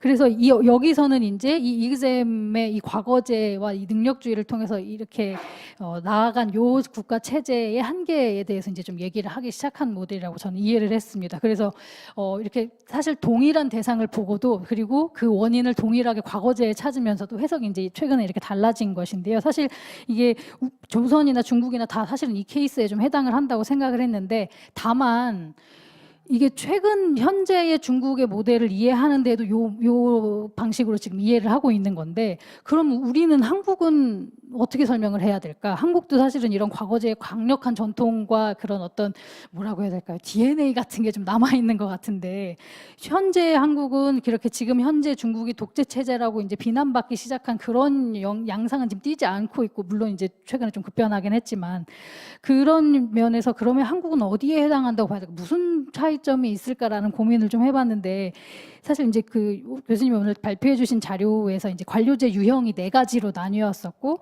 이제 이런 조선이나 중국의 형태가 조합형 관료제에 해당한다고 한다면, 현재 한국은 여기 이제 그 유형에서 분류해 주셨듯이 자율형 관료제로 넘어왔기 때문이로구나라는 생각을 오늘 읽으면서 했어요, 사실은.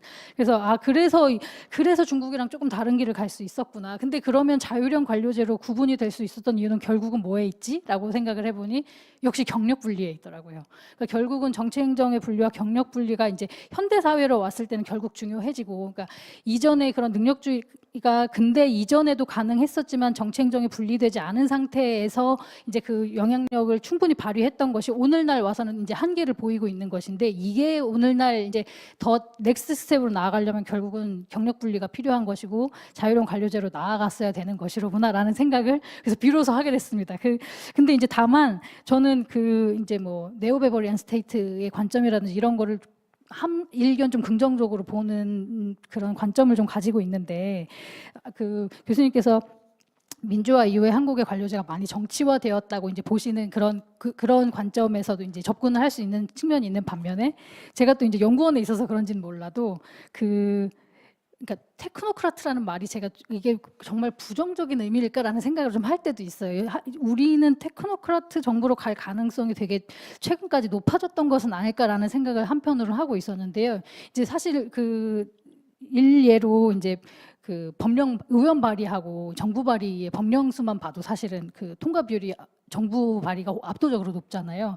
그러니까 물론 이제 정보의 비대칭성도 있고 전문성의 정도에서도 차이가 나기 때문일 텐데, 그렇다면 우리는 이제 그런 이제 관료제의 어떤 특성과 역량과 이런 것들이 어느 정도 그래도 축적이 되어 온 상태라고 한다면, 이들이 전문 직업인으로서의 그런 내면화를 시킨 것이 앞으로 이제 나아갈 방향이라고 하면 전문 직업인으로서의 테크노크라트는 불가능한 것일까라는 생각을 조금 해봤습니다. 그러니까 이게 정말 그 뉘앙스가 좀 달라서인 것인지, 아니면 저는 굉장히 이게 결합할 수도 있는 이야기가 아닐까라는 생각을 조금 해보았는데요. 이제 그런 측면에서도 좀 고민할 여지가 있지 않을까라는 생각을 좀 해봤습니다. 네, 제가 시간을 너무 많이 쓴 것 같아서 네. 여기까지 하겠습니다. 네, 감사드립니다. 두 번째로 한승주 교수님께서 토론하도록 하겠습니다. 아, 예. 저 오기 전부터 되게 발표 기대하고 왔고 말씀 참 감사히 잘 들었고요. 이렇게 전부터도 유사한 관심을 가지고 연구를 하고 있다는 걸 알고 있어서 선생님이 쓴 이제 여러 글이나 이런 거 관심 있게 보려 했었는데, 오늘 또 발표를 들으면서 이렇게 제가 최근에 읽은 레퍼런스랑 상당히 많이 겹치는 걸 보면서 같은 연구를 하고 있는 게 맞구나 뭐 이런 생각도 들고, 그래서 고민하는 포인트도 비슷하지만 또 약간 다른 해석도 있는 것 같아요. 그래서 이제 되게 그 여러 얘기를, 큰 얘기를 쫙 읊어주셔서 전체를 다 하고 싶은 말은, 나누고 싶은 말은 많지만 다 할 수는 없을 것 같고, 몇 가지만 이제 얘기를 하면은, 일단 그 정치적인 뭐 중립이라는 말이 이제 그 말 이상의 되게 복잡한 현실이 벌어지니까 최근에 많은 연구가 되고 있고, 저도 이제 그런 흥미와 관심으로 연구를 하고 있는데, 근데 어쨌든 이건 분명히 좀 동태성이 있는 거지요. 그래서 어떤 리스폰시브니스로서도 있고, 또 하나 이제 프로페셔널리즘으로서도 있고, 그 사이 어둠에쯤에서 이제 균형을 찾아가야 한다 뭐 이런 얘기를 하는데, 근데 결국 균형을 찾자 말자 하는 건 우리 현실에 대한 판단인 것 같아요. 그러니까 우리 현실이 어느 쪽으로 더 경도되어 있는가를 보았을 때, 그것을 문제를 우리가 진단한다면 그에 맞춰서 공무원의 정치적인 중립이라는 게, 관료제의 중립이라는 게 어느 방향으로 더 강하게 이렇게 드러나져야 된다라는 판단이라는 걸 해야 한다라고 생각이 들거든요. 언제나 뭐 장소, 시기 변함없이 똑같은 그 점을 찾는 게 아니니까, 이제 그런 지점에서 이제 우리의 이제 흐름도 보고, 최근에 이제 이런 맥락을 봤을 때 드는 생각이 많은데, 일단은 물론 우리 현실에 대한 여러 가지 이제 그것도 있겠는데요. 일단 이 논의가 복잡하다 보니까 제가 요새 하고 있는 고민은, 관료제 전체를 두고 중립과 편향을 얘기하는 게 되게 이렇게 무리다라는 생각을 많이 해요. 여기 아까도 이제 그 두 가지 직척점에서 도구화된 것과 딥스테이트로서의 어떤 우려를 도식화해서 보여주셨지요. 근데 그게 현실 한국의 행정에서 어떻게 나타나고 있는지 진단이 지금 되게 필요하다는 생각이 들거든요. 그러니까 부처별로, 직책이나 직위별로, 그리고 어떤 뭐 업무의 특성별로 해서 실제로 우리가 관료제 전체의 어떤 뭐 중립, 능력, 뭐 효과 이런 걸 얘기하고 있는데, 특히 정치와 행정의 관계를 보려면은 행정을 정부 관료제 전체 덩어리가 아니라, 일단 지금 이렇게 뭐 몇몇 선생님들이 선도적으로 하고 있는 연구는 이제 고위직과 그렇지 않은 이제 관료제의 정치행정 관계는 다르다라는 얘기를 하고 계시는 거고, 10분 공감을 하고 있고요. 그거 외에도 또 이제 말씀하시고 최근 사건처럼 부처에 따라 달라지는 거죠. 권력 부처라고 얘기된 몇몇 부처가 보이고 있는 정치와 행정의 관계는 또 분명히 다른 결이 있는 것이고, 그럼 부처 단위의 진단이 분명히 이루어져야 한다는 생각이 드는데, 저 역시도 미진했고, 우리가 부처 단위 연구가 사실은 정치행정 관계에 뭐 공무원 인식으로라도요 거의 없어서 그게 되게 이제 안타깝다는 생각이 들고, 저도 좀 그 부분을 많이 봐야겠다는 생각을 하는데, 이제 그런 쪽에서 제가 했던 그 서베이에서, 그러니까 그것도 잘 부처를 통제한 서베이는 아니었지만, 그러니까 이렇게 보면은 너네 부처에서 아까 경력 분리 말씀하셨으니까요. 관료가 나중에 이제 그 정치인으로 나가는 게 얼마나 자연스럽게 인식이 되느냐를 이렇게 물어봤었어요. 근데 그다지 높게 나오진 않아요. 30% 정도의, 이걸 또 높냐 낮냐를 보는 거에 따라 달라지겠는데요. 일단 5급 이상 공무원을 대상으로 해가지고 이제 몇 년 전에 이루어진 거였는데, 이때 이제 부처별로 정확히 통제가 돼서 물었으면 이제 부처별로 이런 차이가 있었습니다라고 좀 흥미롭게 얘기를 해드릴 텐데, 그때 연구 설계가 조금 한계가 있어서 어쨌든 전체 공무원 응답으로 봤을 때는 한 30여 % 정도가 그러하다라고 말을 했거든요. 그래서 이제 그것이 얼마나 높냐 안 냐의 판단이 있지만 저는 제 짐작보다는 조금 낮게 나타났었거든요. 왜냐하면 고위직이고 했기 때문에 그런 인식을 꽤 많이 할 것 같았는데, 근데 이제 거기서 법무부나 이제 몇 개 부처의 경우는 법무부 또 기재부 뭐 이제 국토부도 이런 부처들은 그 응답이 좀 많은 부처라서 이제 언급을 하는 건데, 그런 데는 다른 평균보다는 좀 더 높게 나타나더라고요. 그러니까 부처별로 정치행정 관계에 대한 공무원들의 주관적 인식이 분명히 다르다. 본인들의 역할, 책임에 대해서도. 그래서 그게 좀 연구가 돼야겠다. 그게 이제 경력 분리와 말씀하신 거 연결이 될 것 같아요. 공무원 전체를 놓고 실적주의, 능력주의, 경력 분리 효과를 말한다면 긍정적으로 나오고, 어떻게 보면은 사실 많은 근대 국가들의 좀 상식이기도 하죠. 이런 연구가 많이 된 게 그 트럼프 효과라고 생각이 들어요. 그러니까 실적주의가 정말 관료제의 성과를 높이는가 연구가 근래 많이 나오고, 페리나 뭐 이런 분들이 이제 문헌 분석을 한 걸 보면은 결국 우리 상식대로 그렇다라고 나오잖아요. 근데 그게 새삼 연구되는 이유는 그렇지 않은 공격을 받고 있기 때문이겠죠. 근데 들여다 봐서 그 안에서도 이제 좀 아까 말씀드린 거 부처나 이제 직위나 이런 걸 나눠놓고 보면 조금 다른 얘기가 나올 수도 있겠다. 그래서 경력 분리도 좀 분화된 논의가 필요하지 않을까, 그런 생각이 들었고요.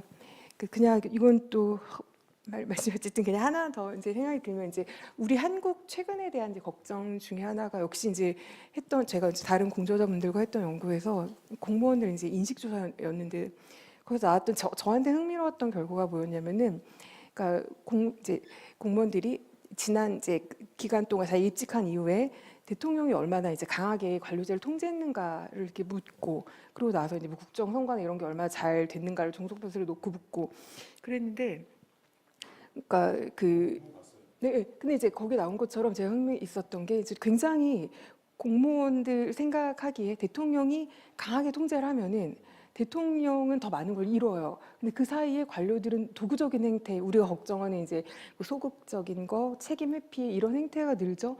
근데 궁극적으로 총효과는 부정적 매개 효과로서 이제 공무원의 도구적 행태는 있었지만, 대통령의 자기 국정에 대한 추진력이 높아지는 결과가 나오거든요. 근데 그 논문을 만약에 내가 대통령이고 국정관리자 입장에서 보면은 통제를 강하게 하라는 결과가 나오게 됩니다.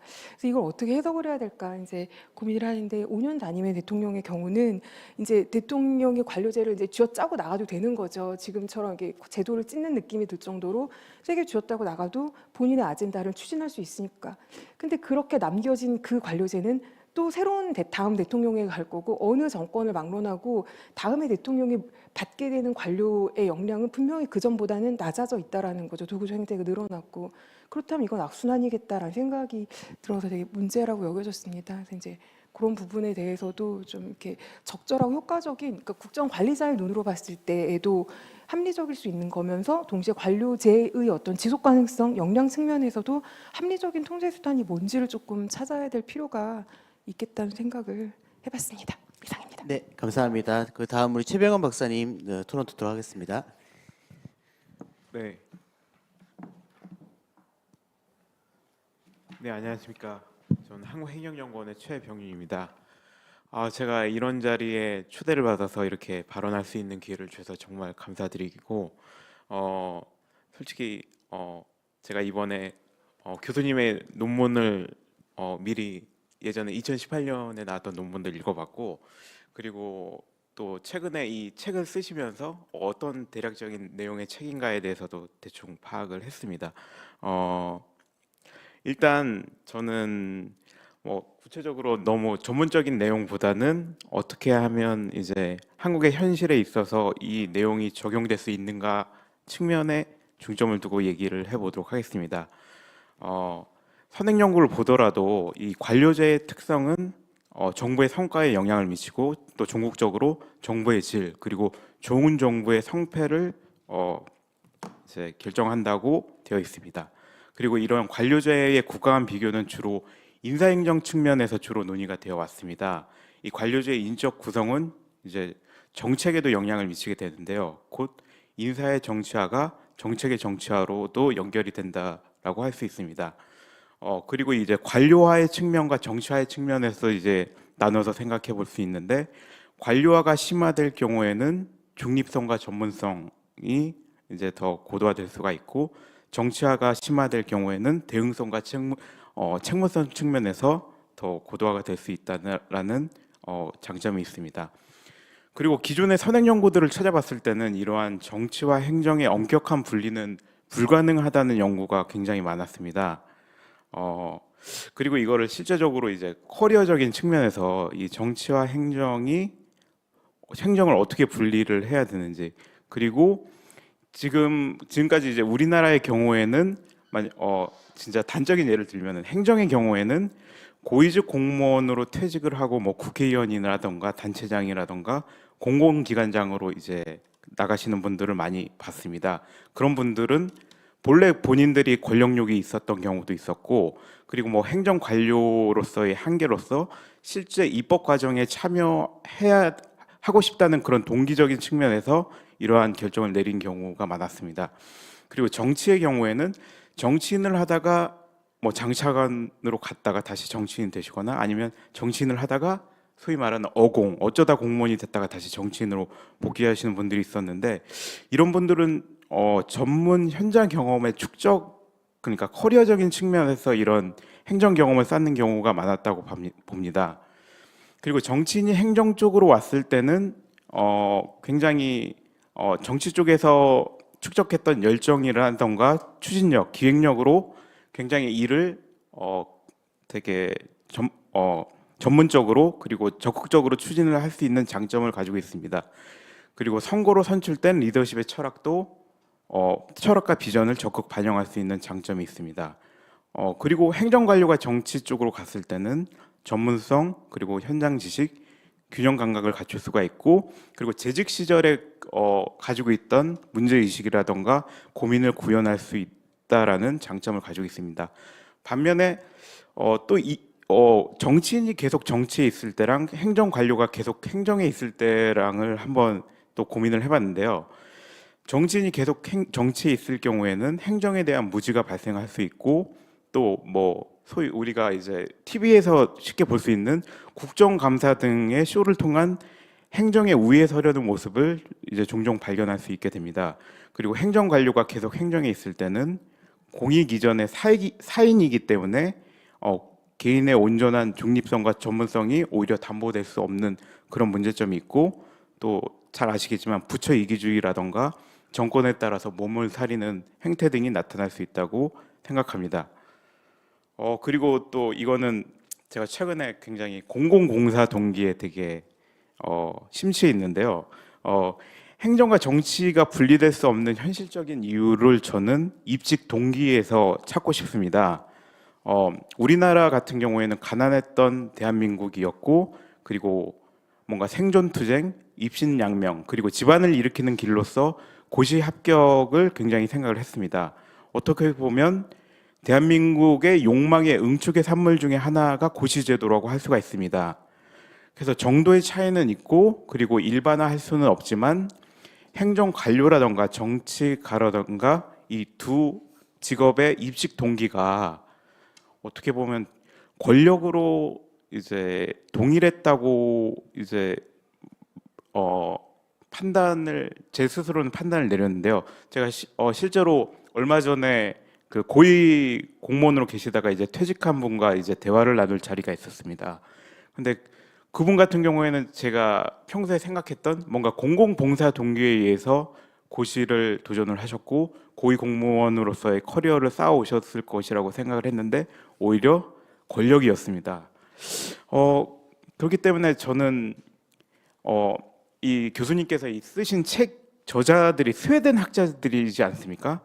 이 스웨덴 정치인과 관료는 한국과는 분명히 다릅니다. 예전에 2018년경에 KBS TV 다큐멘터리로도 나왔는데 정치인들이 자전거를 타고 굉장히 특권을 내려놓은 모습을 볼 수가 있습니다. 그리고 관료들 같은 경우에도 부패가 최하위 수준으로 나오는 굉장히 투명한 국가로도 이제 저희가 알고 있습니다. 분명 역사적 맥락의 차이도 있고 제도의 차이도 있고 문화 환경상의 차이도 있다고 생각을 합니다.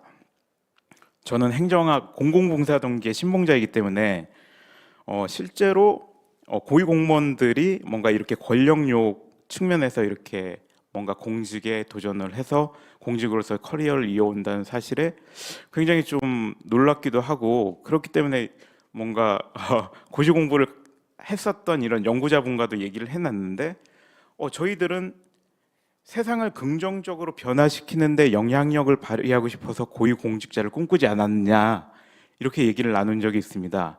하지만 어느 포인트에 중점을 두느냐에 따라서 이게 차이가 있을 거라고 봅니다.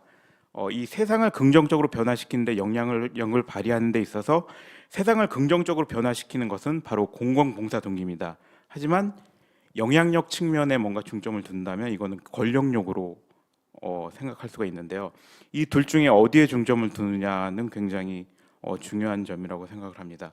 물론 아까 차세영 박사님께서도 말씀하셨는데 그 스웨덴 학자들의 논의는 충분히 함의가 있다고 생각합니다. 그럼에도 불구하고 우리나라는 아직까지 좀 성숙한 민주주의 그리고 성숙한 제도적인 발전을 이루기에는 아직까지 좀 부족함이 있다고 봅니다. 그렇기 때문에 어떻게 보면 이게 우리나라의 미래의 이야기이지 않을까? 그러니까 우리나라의 미래를 설계하는 데 있어서 굉장히 큰 함의점을 주지 않을까라고 생각을 했습니다.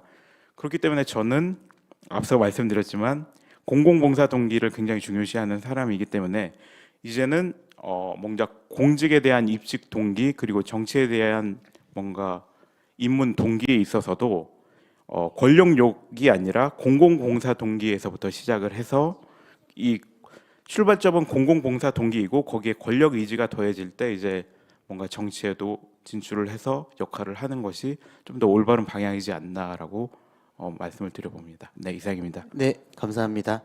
저희가 지금 늦게 시작을 했고 다른 세션이 있어서 얼마나 더 시간을 쓸 수 있을지 모르겠지만 3분 정도 더 쓰는 걸로 목표를 하고 저는 짧게 한두 마디 말씀드리도록 하겠습니다. 일단 저희가 이제 좋은 정부라고 하는 큰 팀에서 생각을 해봤을 때 결국 좋은 정부라고 하는 건 무언가 좋은 걸 한다라는 의미를 가져야 될 것 같은데 그 좋은 거를 판단하는 기준을 어디에 둬야 될지에 대한 논의가 다시 좀 돌아와야 되지 않을까라는 생각을 해보게 됩니다. 이제 그 공공 부분에서의 좋은 행동이라고 하는 건 결국 뭐 우리는 이제 소위 공공성 또는 공익의 이름으로 얘기를 하게 될 텐데 다시 공익의 얘기를 하면 그 공익은 누가 결정할 거냐라는 질문을 했을 때 정치가 공익을 한다는 게 과거에 우리가 배웠던 민주주의였던 것 같고 근데 이게 지금 정치의 양극화 때문에 공익을 결정을 정치가 못 해주니 그럼 행정이 해야 될까라는 질문이 생기는데 행정이 공익을 결정하는 순간 발생하는 게 이제 한국적 맥락에서의 또는 이제 국가적 맥락에서의 공익에 대한 태도가 많이 다르다라는 느낌을 좀 보게 됩니다. 아까 우리 최병현 박사님이 얘기하신 것처럼 한국의 관료가 정말 공익의 수호자로서의 위치를 점할 것인지 아니면 무언가 공공의 자원을 사용하기 위한 권력을 접근하기 위한 목적을 가지냐에 따라서 도합이 많이 달라질 것 같은데 조선 시대의 어떤 선비와 같은 어떤 그런 상당히 어떤 정신적인 이야기들이 우리는 상당히 이제 버려두고 얘기가 시작이 되다 보니까 다시 한번 우리가 공익을 얘기하고 판단을 하는 기준에 있어서 사회적인 합의가 없어지는 이 상황에서 과연 공공 부분의 관료가 그 부분을 대체할 수 있거나 그 부분의 중심축이 될 수 있다면 어떻게 해야 될까에 대해서 한번 좀 교수님의 의견을 좀 들어보고 싶고요.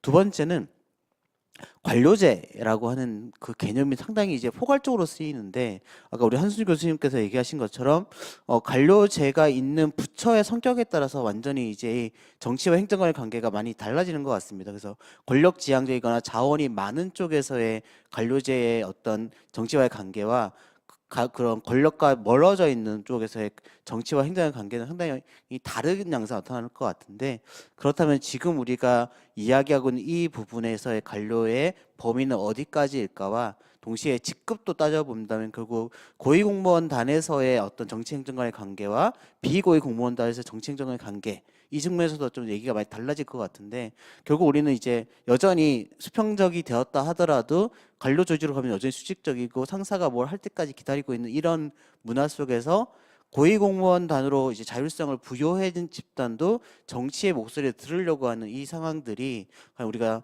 어떻게 하면 조금 더 이런 상황들을 개선할 수 있을까? 여기에 대해서 짧게 저게 너무 시간이 많으면 좋을 것 같은데 뒷세션에 아직 문은 안 열리고 있으니까 좀 더 2, 3분 정도 더 시간을 써가면서 한번 얘기를 들어보면 좋을 것 같습니다.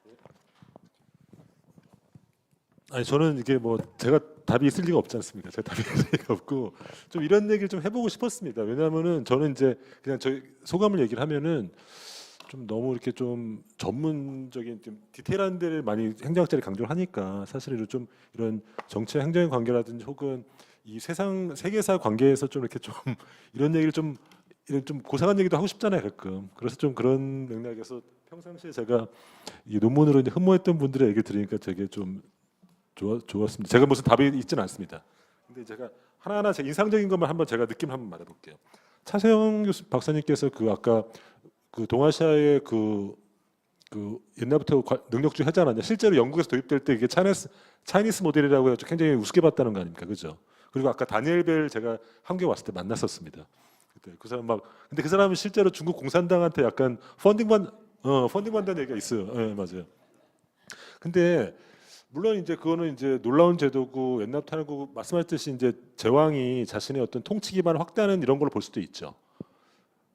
근데 이제 이런 것도 이런 측면을 봐야 돼요. 가치 능력주의인데 아까 말씀드렸듯이 이 근대 국가에서의 능력주의 관료자는 아까 얘기했듯이 그 인민의 의지라든지 효율성 이 맥락에서 보면은 그래서 정치는 의회 정치로 발전하고 그 국가가 문제 해결 능력은 관료제로 발전하는 이 맥락에서 보면은 좀 다른 얘기 될 수 있지 않나는 생각이 좀 드는데 안 그렇습니까? 좀 그러니까 그런 역사적 맥락을 무시하면은 그 옛날에 중국에 2000년 전부터 있었던 거 아니야 이렇게 되는데 이런 역사적 맥락 속에서 하면 근대에서의 능력주의는 전혀 다른 역사적 맥락이 있지 않나 이런 생각이 좀 듭니다. 좀 개인적으로 좀 제 의견을 한번 여쭤드려 보는 겁니다. 그리고 황순희 교수님은 제가 보니까 제가 항상 논문 보고 어떤 생각이냐면 이 연구에 나도 끼고 싶다 이런 생각 많이 했었어요. 특히 뭐냐면은 저도 이제 그 리서치 이 우리 연구 풍토에서 얘기하는 건데 이 아까 얘기했지만 이 국가 간 비교도 정치 비교는 많은데 관료제 비교 거의 없잖아요. 왜 그러냐면 데이터가 없기 때문이거든요. 근데 2000년도 이후에 이제 데이터가 좀 만들어지면서 비교 연구가 되고 그 중에 이 성과인데 문제는 국내 연구도 데이터가 거의 없어요. 그죠?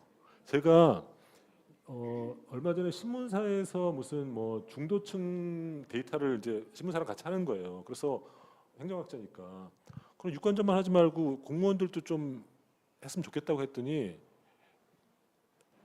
데이터를 모을 수 없다는 거예요. 그 업체가 데이터를 모을 수 없다는 거예요. 들어가면은 무조건 못하게 한다는 거예요. 정치적 중립이라는 얘기를 못하게 한다는 거예요. 민감하고. 근데 그러면은 연구는 뭐 어떻게 하라는 얘기입니까? 그럼 점점 제가 볼 때 행정학이 그렇잖아도 그 막 너무 기술적인 접근하는데 그런 심층적인 거에 대해서 왜 데이터 접근을 못하게 하는지 좀 그 문제 좀 공동으로 좀 대응해야 되는 것 같아요. 지금 한국행정연구원에서 그 데이터 축적하잖아요. 좋긴 좋은데 또 그 지속성 문제가 있어가지고 그거 연구가 좀 한계가 있긴 있더라고요. 좀 내 관심사 딱 안 맞더라고요. 그러니까 프록시로만 쓸 수 있지. 그래서 그 문제는 좀 제가 볼 때는 젊은 학자들이 조금 문제 제기를 해가지고 그 누구한테 문제 제기 됩니까? 연구원장님께 한번. 아 진짜 너무 데이터가 없어요. 저 관료 집단을 들어달 만한 데이터가 없어요. 진짜로. 그 문제 있고 그리고 아까 얘기했듯이 직급별로 보고 뭐 부처별로 보는데 진짜 좋은 아이디어인 것 같아요. 우리가 뭐 퉁쳐가지고 그냥 관료제라고 하는데 정말로 디테일하게 보면은 너무 다양하고 풍부한 얘기 나올 것 같다는 생각이 전 진짜 많이 듭니다. 그런 생각에서 전 나중에 연구하시면 좀 끼워주십사. 그 좋은 팀이 있는 것 같더라고요. 그래가지고 세 분이 돌려쓰면서 너무 쓰시더라고요. 저도 꼭 끼워주시기 부탁드리겠습니다. 그러니까 우리가 펀딩을 같이 해가지고 데이터를 같이 모으면 좋을 것 같아요. 그리고 제가 그 최병현 박사님께 제가 말씀드리고 싶은 건 이런 얘기가 좀 와닿는 것 같아요. 왜 이제 그 고위공무원도 나중에 봤더니 공공봉사 동기인 줄 알았더니 권력이다 이런 얘기 하잖아요. 근데 그것뿐만 아니라 학자들도 나중에 잘 나가면은 정치하려고 그러고 CEO들도 기업가들도 결국은 자기 잘 나가면 정치하려고 그러고 고위공무원도 정치하려고 그러거든요. 이게 뭐냐면 우리 사회가 성공의 기준 혹은 마지막 직업으로 정치를 본다는 거예요. 전 두 가지 문제가 생긴다 봅니다. 첫 번째, 정치도 전문 영역이고 그것도 훈련되고 이래야 되는데 저는 한 40 넘으면은 저는 공익적 인간이 못 된다고 보거든요. 그러니까 평생 40까지 내가 사익을 위해 살다가 40 이후부터 공익부터 못 삽니다. 그건 절대. 그러니까 정치인은 우리가 훈련시키는 그 루트가 없어요. 그러니까 지금 같은 대통령이 나오는 거거든요. 평생을 권력질 하다가 갑자기 대통령 돼가지고 하려니까 안 되는 거죠. 우리 그런 실패의 경우가 많이 봤고요. 특히나 대통령제에서는 그런 가능성이 되게 높아진다는 거죠. 그래서 첫 번째 그 문제가 있고 두 번째는 그러니까 성공의 지표로 정치를 본다는 거예요, 결국은. 그러니까 이거는 뭐냐면은 우리가 충분히 우리 사회가 근대화되지 않았다고 보는 거죠. 왜냐하면 근대화되는 여러 지표 중에 하나가 가치가 분립돼 있는 거거든요. 즉 학자는 학자로 늙어 죽는 거고 기업가는 기업가로 늙어 죽는 거고 기자는 기자로 늙어 죽어야 되는데 우리는 내가 죽을 때 내가 성공했는지 안 했는지를 정치를 했는지 안 했는지 이 기준으로 본다는 거예요.